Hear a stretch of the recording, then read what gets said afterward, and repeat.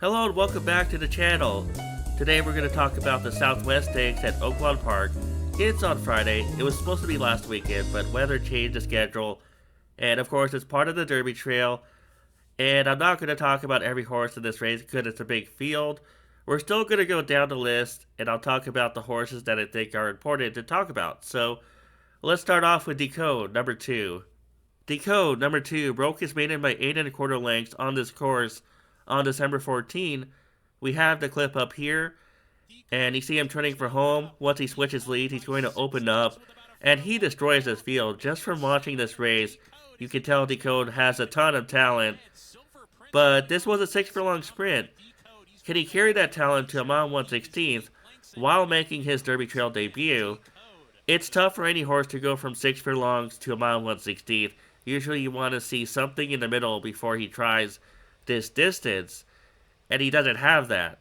And when you look at his pedigree, it's kind of questionable. Speightstown over Dos Vitos, a twirling candy mare, and Speightstown can get routers, but preferably you'd want to see him with a router mare. Does that make sense? Dos Vitos was a sprinter in her career, and you see those optional claiming races, allowance races.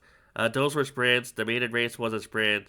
The Thoroughbred Club of America is a sprint race at Keeneland. So she was a sprinter. You could say, well, Twirly Candy is a dam sire. Maybe there's some route influence there. I guess you could say that. I don't know. It looks like a sprint pedigree to me. And so I do have some questions about Decode going a mile 1/16, and I'm just going to leave him off my tickets. I'm going to assume that going from 6 furlongs to a mile 1/16 in the Derby Trail race is going to be too much for this colt, and maybe we'll see him shorten up in the future and compete in 7 furlong or 1 mile races, and we'll see, but he's not for me. Okay, let's go down to number 3, Butane. Now, Butane, he doesn't strike me as a router. He's only been up to 7 furlongs in California under Bob Baffert. We have the clip up here of the San Vicente Stakes where he's on the outside. You see him in the blinkers, the jockey's wearing the red cap, and he sort of loses ground to the winner, So Happy, at the end. He loses about a length at the end, and you see that in the running line. He was 1 length behind, and then he was 2 lengths behind at the end, so it kind of worries me. And then in the Hopeful Stakes back in the summer, he was 3.5 lengths behind, and then Ted Noffey just crushed the field. He was 8.5 lengths behind at the end, and maybe you could forgive that because of Ted Noffey, but in the San Vicente Stakes, I thought it was less forgivable.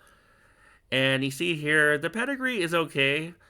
Dream of Summer, let's go back here, is the second dam of Butane. And you see Dream of Summer had many route winners. Creative Cause, you should recognize. I haven't looked up Creative Cause, but I believe he ran 3rd in a Kentucky Derby in 1 year. Someone could correct me on that. Vexatious was a router as well. The thing is with Taboo, she's a daughter of Forestry, so the sire is different than the sire for Creative Cause and Vexatious. They both had Giant's Causeway. So I don't know if Butane wants to route. I don't think he's for me. He's a big disappointment in terms of price. You see, he lost as the favorite twice in a row in the Hopeful Stakes and San Vicente Stakes. So I'm just going to skip him. Let's go down to number 4. Number 4, Rancho Santa Fe. He was heavily bet in the Smarty Jones Stakes off his optional claiming win at Keeneland, and he disappointed. He was 10 lengths off the lead at the end. We have the clip up here. And on the far turn, he was widest of them all. Again, the fractions were slow, 24-48, 49-72. He was always in 7th throughout the early stages. And here he's in the clear, but he's only going to pass some tired horses, and he's going to end up 5th by 10 lengths. He doesn't do anything throughout the race. The thing is, even though the pace was slow, you see here Silent Tactic was closing for 2nd, and Silent Tactic was almost in the same position as Rancho Santa Fe. Maybe Rancho Santa Fe does deserve one more chance, though. He gets a different jockey, and the odds will be different this time. I don't know if he'll be 15-1, but he'll be double-digit odds, I would think. And maybe that would make him enticing for an underneath play. So Rancho Santa Fe, I think he might be in my tickets.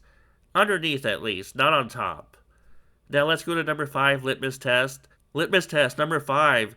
He's the class of the field, In his most recent start, he won the Los Alamitos Futurity, and he was also fourth in the Breeders' Cup Juvenile. We have the Los Alamitos race up here. We see him taking over the lead from Providence, his stablemate, and his other stablemate on the outside. Blacksmith is closing. And that's the thing about Baffert horses. They always have to face their own stablemates out there in the West. And so they never get a break. They always face good horses. So even though some of those Baffert horses keep losing, the thing is they always have to face other Baffert horses because those Derby Trail races and most of the stakes races out there are basically Baffert horses half the field. And I just thought it was a good race, even though it only says 90 on Breeze. We have the Breeders' Cup Juvenile clip up here too. We see Litmus Test on the outside. I don't know what the closed captions are on. Litmus Test is on the outside, and he's 3 or 4 lengths behind right now.